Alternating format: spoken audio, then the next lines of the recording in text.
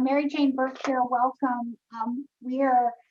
Have a great opportunity to hear from amazing community partners today in order to ensure that we are going to be absolutely ready to go, or as ready as is possible, as the fire season begins, right, in our community and beyond.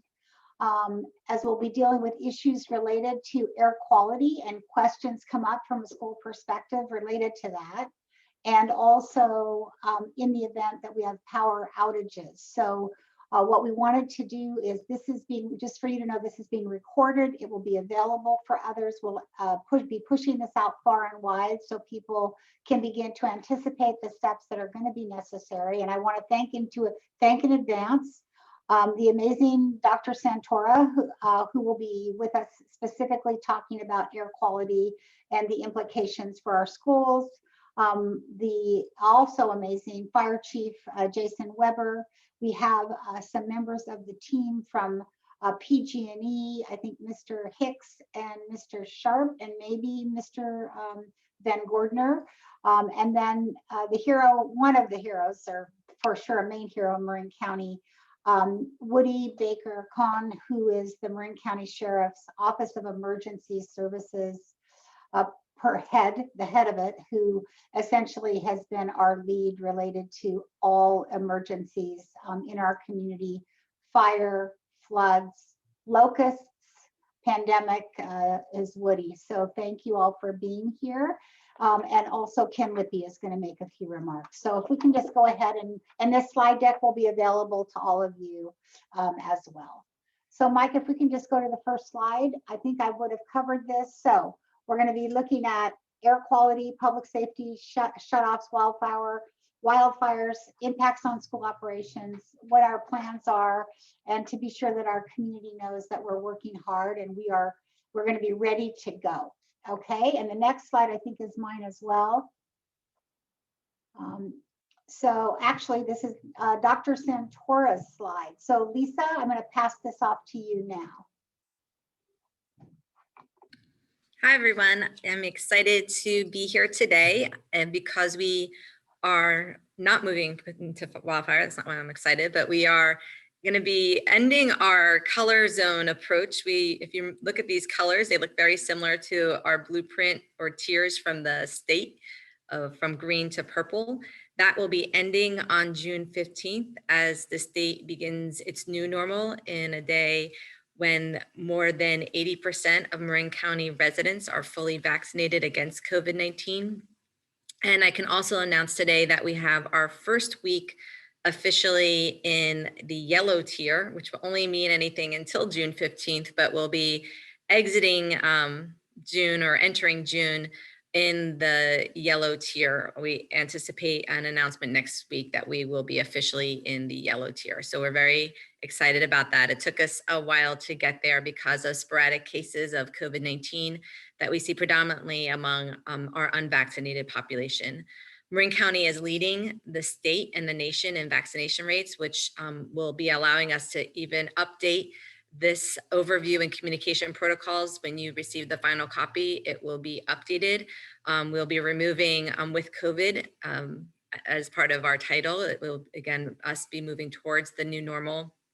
We are anticipating that all students should be in school 5 days a week, full time, when there either is smoke or they'll be in school. Some schools will be open even if there isn't electricity. Again, really, what we learned this year is the critical importance for students to be in school in person for instruction and for socialization. So as we move into this new phase, or the end phase of the pandemic in our community, we are anticipating that schools will be open when we have poor air quality.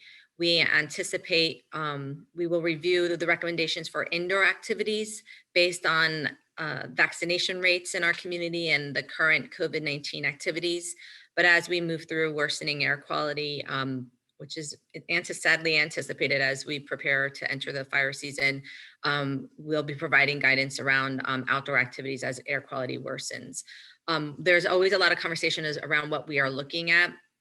Airnow.gov is the primary site that we look at, but there aren't many sensors for the EPA in Marin County. So we do look at the Bay Area Air Quality Management District, which also posts information around smoke activity, and the purple air. Many of you, you've probably forgotten, it's been a while, but often we would look at purple air to see what the microclimates look like around your school. So that is something that we do look at when we determine what is the guidance for Marin County based on air quality. Anything else to add there, Mike, on this slide? This will be updated when it gets released. We made, Dr. Willis and I met with the team before the meeting today. So again, I think the most important thing is we see us moving into a new normal. We know a lot of schools have improved their ventilation and have filters in place because of the protections that it offered for students and staff as it related to COVID-19. So we are anticipating to resuming our previous communication protocols and activity, even though we're at the tail end of this pandemic.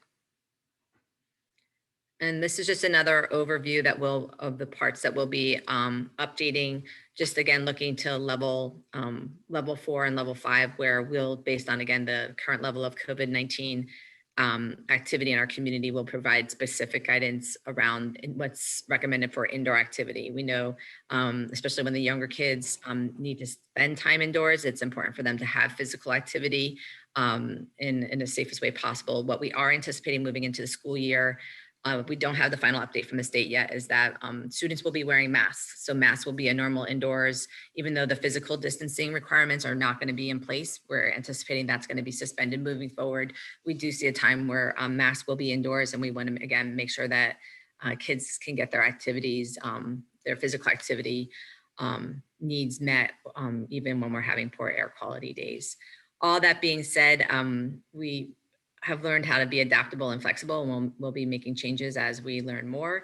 And we do plan to initiate a conference call when we have for example, when we reach purple for the first time. We want to be able to check in with the school community to make sure that everyone is, especially our first poor air quality purple air day, we want to make sure that everyone is all ready to go and we can answer any of their questions or concerns.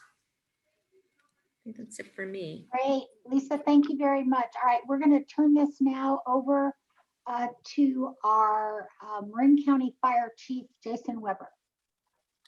All righty, thank you, Mary Jane. And I'm going to leave my video off because the internet is a little unstable, but I want to start by thanking Mary Jane and the entire team at the Marin County Office of Education. I think we learned through the COVID-19, the vaccination process, everything else, that we do this best when we do it together, and bringing everyone together and having these kind of formats is a perfect example of that. So thank you, Mary Jane, for your leadership. I think we're all well aware that we have gone from really a severe drought to an extreme drought. And when you look at the last 16 years, I think there's only been 3 that have had average or above average rainfall. So we're kind of in a chronic drought, I would call it. And, the last 5 years have been representative of the results of having a pretty significant drought in 2013 and 14, if you recall. And I'm a bit concerned going into this that on the heels of that, we're just adding layers to it. So I think all of you share those concerns with me. But we're not here to talk about our concerns. We're here to talk about what we're going to do around those concerns.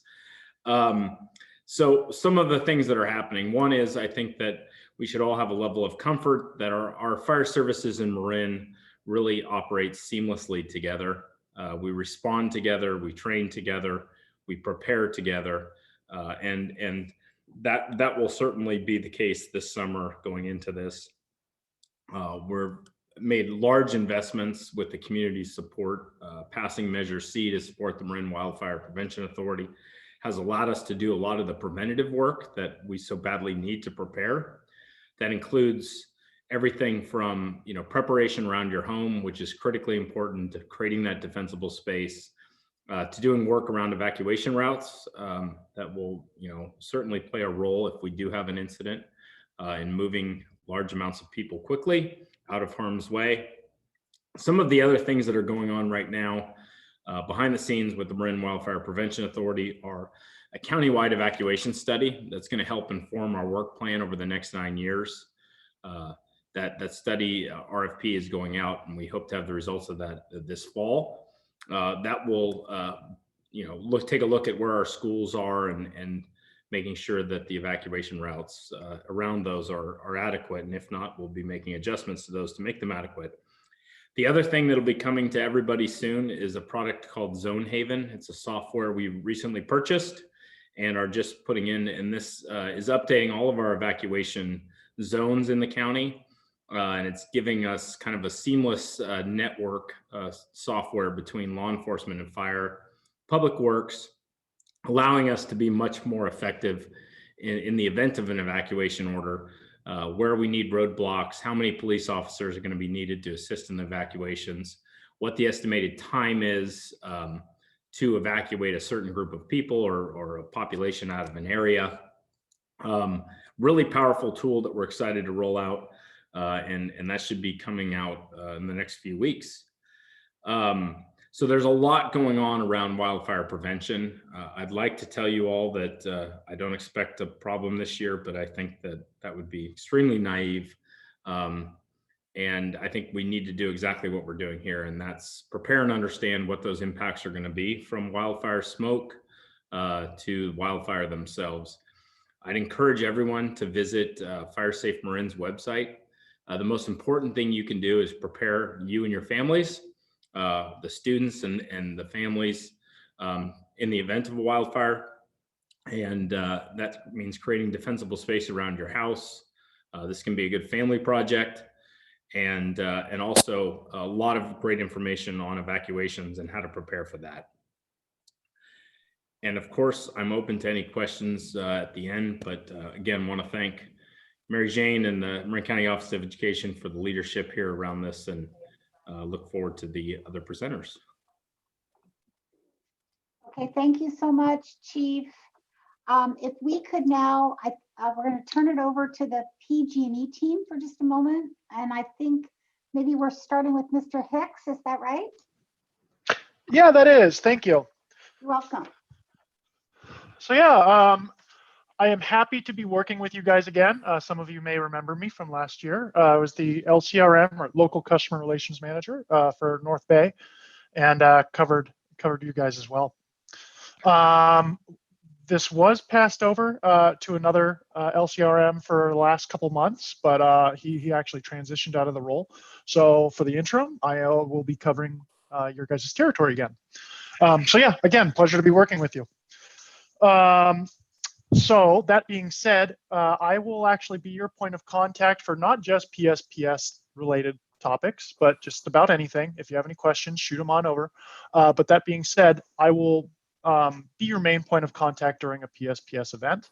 And that is before it starts, during, and anything after, any sort of post questions or concerns you guys have. That being said, if there is one called, you would be getting an automated message before I reach out, and that would be your first notification of an event. And hopefully, I do see you guys have updated contact information in our system, so you guys should have the correct email addresses, phone numbers, and contacts for those roles too. But with that, I would actually like to pass it to my new supervisor, Austin Sharp, for a quick introduction of about himself and his role with PG&E too. Thank you, Clint. Good afternoon, everyone. As Clint mentioned, my name is Austin Sharp. I am the new Senior Manager for Customer Care for PG&E, the new division lead for North Bay, which includes Napa and Marin counties. Clint works for me in the capacity that you just laid out, so he'll be your point of contact. But if anyone here is familiar working with Joe Horak, I have taken over the position for him as he's moved on to our electric department. So we're here to hopefully make your lives a little easier, to coordinate with you and all the things Clint mentioned, but then anything related to PG&E. And that's my goal with Clint, is to make that experience as good as it possibly can be. So just wanted to introduce myself. Obviously, if there's other questions or things we could take offline that you've been working with either Joe or Clint on, more than happy to discuss those. but I do not want to bury the lead, and I will turn it over to Mark Van Gorder and Jim Wickham now for the presentation on the PSPS events.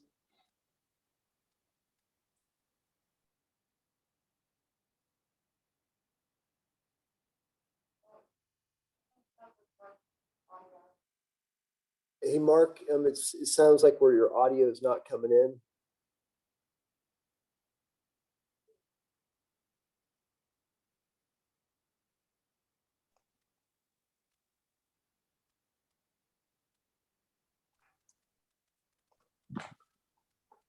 No, he had mentioned that he'd been waiting to be let in. Let's see if I can. Oh, I see him. His camera's coming through, but Mark still can't hear you.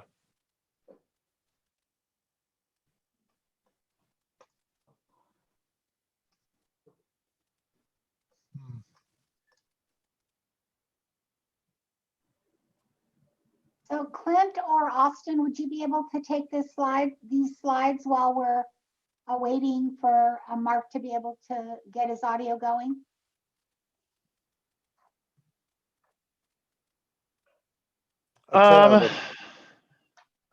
Yeah, I can try and touch on things as best as possible. Apologies, I'm not as up to date in the North Bay and the North Bay side of things as I am in the Sonoma side. But yeah, so as this slide is kind of showing, no single factor is what drives a public safety power shutoff. There are a few things that go into it. It's the condition of the fuel. It's low humidity levels, winds generally above 25 miles an hour, and a few other things, declaring red flag warnings and so on. As the fire chief touched on, things that we can do to avoid that is definitely make your areas defensible, as well as providing any sort of generation for your facilities, and just in generally being prepared for some of these events. We aren't shy to them, unfortunately, in our divisions here. The good news is I have seen that last year the school district didn't have any PSPS events that it fell under. The one thing that you may remember from last year is we did have Cal ISO call some brownouts, and that was due to energy load on the grid rather than a PSPS event. Feel free to go to the next. Thank you.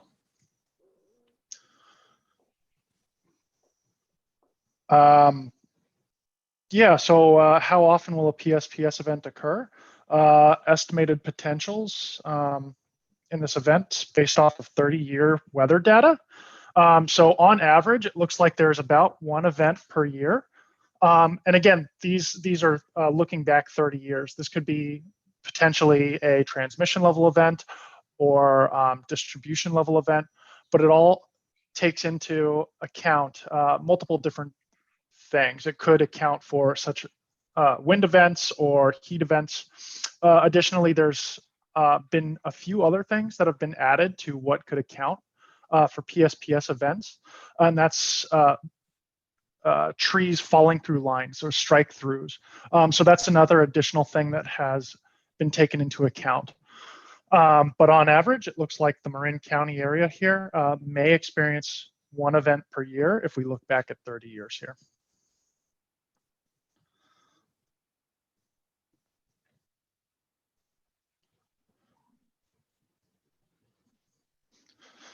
So we do have 7-day forecasts, and in these forecasts, it shows where it might be likely that an event is to happen. It's all broken up by map zones, as you can see on that little infograph. It looks like Marin falls into zone 3. And this also shows elevated watches, red flag warnings, PSP watches, and PSP warnings. Yeah, with that in a PS watch, it's a reasonable chance, and we would typically give about 72 hours notice in advance. That's when those automated emails and automated calls would be going out, preparing the customers and preparing our divisions for a likely event. I've dialed in. Can you hear me now? You're coming through, Mark. Great. You're doing a great job, though. I feel like you Thank you. am available. My name's Mark Van Gorder, Government Relations and Public Affairs. So Clint's doing a fantastic job, but I am available and will stay on the call for questions, or if anything else comes up along the presentation you'd like me to chime in on there. Go ahead. Sure. So yeah, we can jump to the next slide. So, as we've covered throughout the conversation here, this is a really hot summer. It's a dry summer. We're going through a drought. So there's a lot of factors that weren't necessarily in play last year, or not as much of a player as they will be this year. So we should assume that PSPSs will happen in Marin. At what level and how many affected is what will be sort of up in the air. Even though those areas are not designated as elevated or extreme danger, it may be impacted. Marin does have a lot of T2 and T3 zones. Even short events can still be disruptive and last multiple days. So it's best to be prepared for multiple day outages and have plans in place for said outages.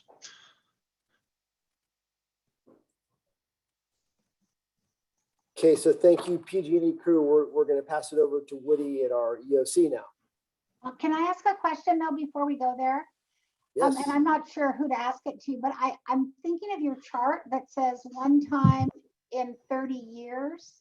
But isn't it just recently we've had multiple situations, right? In the last year.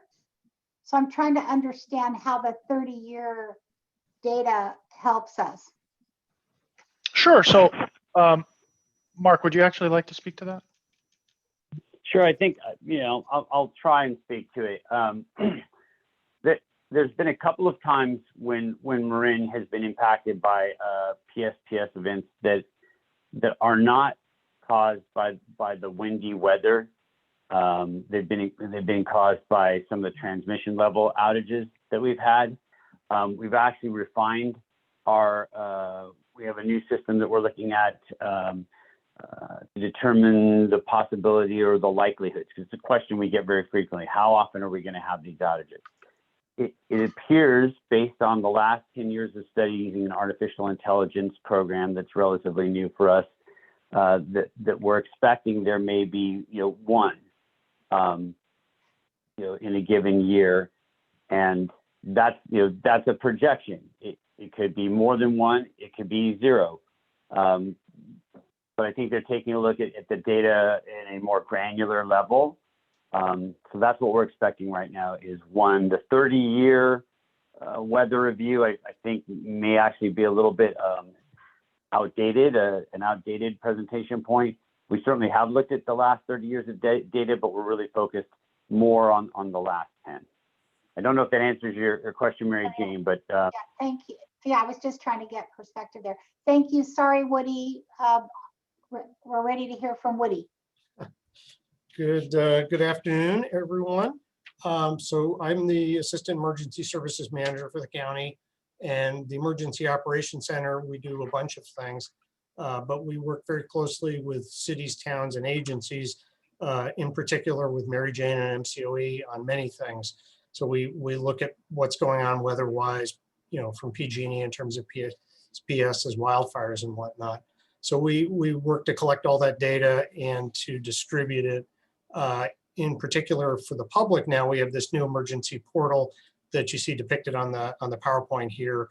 You can turn layers on and off. This one I turned on the schools for, but you would see information we get directly from PG&E on when there is a PSPS, what the areas are, and to the degree they can provide the data, estimated times for restoration, things like that. This is the same information you would get off their website, but this allows us to integrate it with other things, like if we have a large PSPS, what critical elements are still open. So that's schools, obviously, but also things like gas stations. I'm sure everybody remembers the October 19 PSPS when the entire county was lost power. So that's something we built in after that. There are a few places that will be able to start up and run on generators, for instance. So that's what we call situational awareness, which is just basically what's going on. So we'll get that from all these sources, and through MCOE, we'll push out updates as we get them. PG&E has made available a fair bit of data through a portal that's available to us and a bunch of other jurisdictions. So we'll push that out so it's consumable and can be understood more easily. We'll also look at things. We look to schools certainly for things like evacuation shelters and congregate shelters. While we certainly have a significant fire risk here in Marin, experientially, what we're getting are people evacuating primarily Sonoma, to some degree Napa and other counties.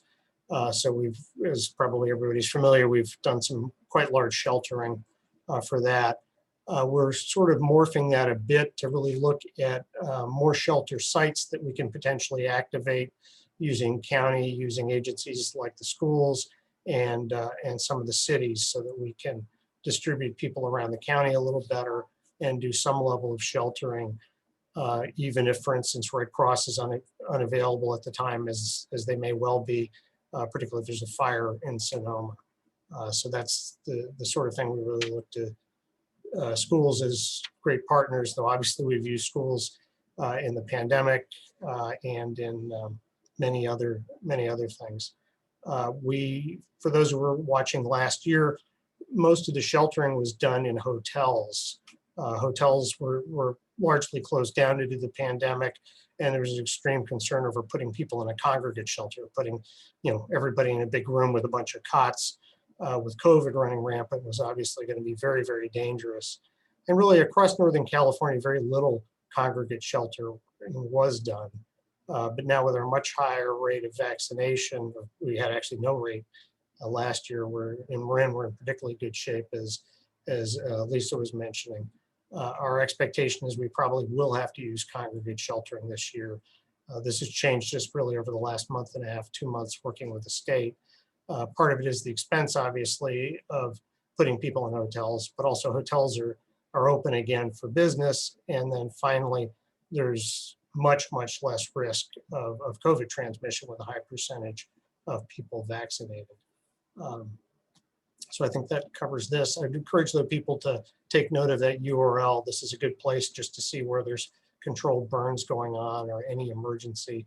And this will link to other things, COVID, for instance, to the county's COVID website and so forth. It's kind of a good front door to keep in mind if we are having some sort of emergency. Next slide, please. And then there was already some discussion about this. The air quality, we learned over the last few years way more than probably anybody wanted to know about air quality. As Lisa mentioned, the EPA really only has one permanent sensor in Marin, and that's kind of the gold standard, the way they measure air quality. But that's in San Rafael, and air quality is hyper-localized. There's another entity called Purple Air, which has a range of sensors, which includes some that people have just bought and put on their offices or even their homes. The EPA has taken that and they've worked out a way to judge the Purple Air to conform with kind of their level of measuring. So you can go to a website which is depicted there, and what you're looking at is the EPA sensors integrated with the Purple Air sensors, where the Purple Air sensors have been adjusted to give you basically the same data. So this can give you an idea. We had the Woodward fire last year, so obviously the air quality around that was significantly different than other parts of the county, at least before all of the other complexes started. So that gives us some intelligence, and that feeds into the recommendations that you'll get from the Emergency Operations Center and from Public Health, and of course from the school district. So I think that was kind of what I had to cover, other than just following up a little bit on the PG&E, as Mark and Cliff were mentioning. There's a range of possibilities and predictive elements to the forecast. So one end of the range is what happened to us in October of 19, where the entire county was knocked out for a number of days. On the better end are the smaller, more isolated ones. PG&E's done some work to make the isolation a little more fine grained so that large areas don't necessarily have to be shut down when the risk is just, where wires are going over a peak. That's obviously, something that, will involve layers and layers. But it can also affect people that are outside those higher tier or higher fire danger areas just because of where they segment. So really everybody should be ready for the PSPSs, and PG&E and the county have lots of information on how to do that on their respective websites.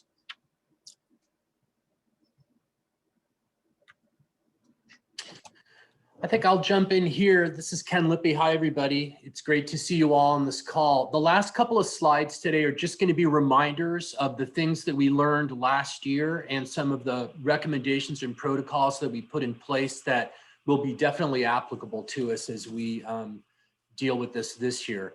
And so some of the things are maintaining redundant communication channels. I think we all agreed last year that having multiple ways to reach out to our families was very helpful during the shutdowns or in preparing for shutdowns.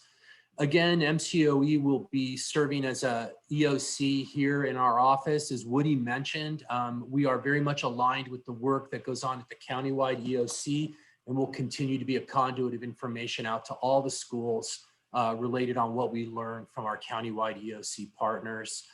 A reminder that we really need to have plans for communications ready before, during, and after a PSPS event. And in just a minute, we'll talk about some of the templates that are available and that the schools helped put together last year. And then to remind parents and our staff that the alert systems have really been developed well so that they can really stay on top of what's happening in all areas related to emergency services by being on alertmarin.org or on their Nixle, their local Nixle feed. And so that's a great thing to remind parents. Some of the protocols that we agreed to last year and that would continue to be in place is that if power is shut off during a school day, school will remain in session. Students will be dismissed as planned. If power is shut off outside of normal school hours, we will have school closed until power is restored. We need to have, again, a communication plan, even during the outage, which it could include, and some schools, in fact, did post information outside their school on bulletin boards or on doors, and a communication so that when power is restored, school can be back in session as quickly as possible. We know that there may be some special circumstances related to schools in our community. Some, for example, have gone to generator systems that will allow them to stay open. Some schools, like those in West Marin, are reliant on power for things like sanitation facilities, and of course would be needed to be closed during that period for that reason. Next slide talks about countywide communications. This is probably a familiar document. It's a letter that we will be updating and have available on our website with all of the partners, providing all of the information that we've shared with you today and many links and resources. So countywide communications with the best possible updates from PG&E, emergency operations, fire, and other partners will be made available to all of our districts and private schools and in public information sites as well. And then lastly, district and site level communications. The letter that I just showed you, which of course is on our website, we'll be sending out all those links. Many districts, virtually all districts last year took it and formed their own communication. This is an example of the Tam High School district communication last year that went out to parents, again, keeping people as up to date as possible. So in summary, lessons learned: uncertainty is the only certainty. Communications will be compromised during PSPS. Timely decision-making and communications on school status is critical. An equity lens must be considered. School closures don't impact all families the same way, and we need to keep that in mind. School being open is the default. Considerations for operating schools without power or who have facility issues or who on fire watch need to be implemented. And we know that it's one day at a time decision-making with information that we can hope we can get to you in a timely way. So that's a brief update on the things we learned and policies and procedures that we'll continue to implement. Okay, great. Mike, can you confirm you can hear me? Yes. Okay, great. I can't figure out how to get my picture back on.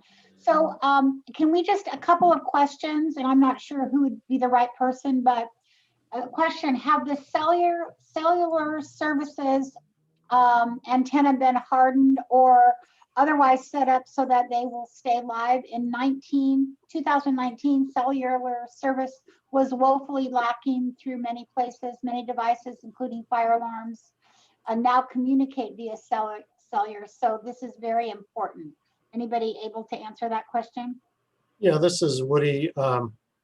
We've been trying to work with the cellular providers as well as the CPUC. There have been various efforts which the cellular providers, various efforts to require, some level of backup power. The cellular providers have resisted it strongly. They are making some improvements, but there's that same problem definitely still exists. Especially, I should say, if the entire county is knocked out. If only part of the county is knocked out, you may be able to, get enough off of another antenna nearby. And Woody, I think it's also important for this group to know that some of the technological improvements in the phone companies have parts of that system that you think you may have a landline and should have access to phone service. You do not, because there's I'm speaking out of my expertise, but there is an electric dependent switch that may be at the base of some of your network. So that's something that we experienced in the past. So prepare lots of redundancies and communications, and it just further supports the importance of having students and staff review their family communications plan, which needs to consider alternate communications, either radios or a location to regroup and meet. So just thinking outside of the box as we prepare for, we have to get our muscles ready again for wildfire. We've been in pandemic response. We have to start thinking about wildfire and then the realities of being de-energized. Yeah, and thank you. That's an excellent point. So up until October 19, we thought that old hardline wired phones were invincible, and back in the day they were relatively. But it turns out in many, maybe most of those, there are now components that are electric dependent between your local box in the neighborhood and the phone company's switching office. So that reliability is no longer something you can count on. And probably worth mentioning, we now have a program that's been used now a few times in Sonoma, old weather radios, which was an old technology used for tornadoes, things like that. We work with the Weather Service to send out a wildfire warning, for instance. And that is something that if you're in an area covered by it, which is almost all of them are in, is a resilient way to get notifications of wildfires. Okay, one of our colleagues, Saul, from Marin's Community School, wondered if the ham radio groups are part of our system in the same way that you're using Mara, Woody? We do have a small but very dedicated ham radio contingent that is like a third or fourth level backup to our communications, and that reaches out to a bunch of agencies. So that is a backup for us. That's not generally going to be helpful to the public in terms of public communications, but in terms of our backups, we have many satellite mechanisms and other ways. I'm no longer worried about public safety, losing all communications. It'll certainly be burdened, but public communications will be more difficult, certainly. Yeah, and just to reinforce for our schools, the Mara radio is the backup system. And as you know, each month there's that opportunity to make sure we know where it is, it's fired up so that we can communicate. So I have a question for PG&E, and I'm not sure who would answer, but one of the things that we so much appreciate is to have a contact that has been able to communicate with us in real time, but also when you have information that might identify what grid, if you will, a particular school is in, so that we could anticipate when you identify potentially the need for a power outage, that we would be able to know which schools might be affected. Yeah, I can actually speak to that. I know last year I did have, I pulled that exact information. I may still have it somewhere on my desktop here. And I would be happy to pull that out and shoot it over to you. If I don't have it, I will I'll work with you on getting a list of those schools, and I can just rework that same document. But yeah, I remember last year I had pulled which schools fall into what sort of fire threat district, along with what circuits also feed those schools and what districts they fall into. So yeah, again, happy to provide that information, and I'll work with you directly on that, Mary. Thanks, and Clint. Tim. That's definitely very helpful. And we are also working very closely as a result of the pandemic with our private independent parochial school partners. So we'll make sure that we identify them as well. Perfect. Great. Okay, anybody else have any questions?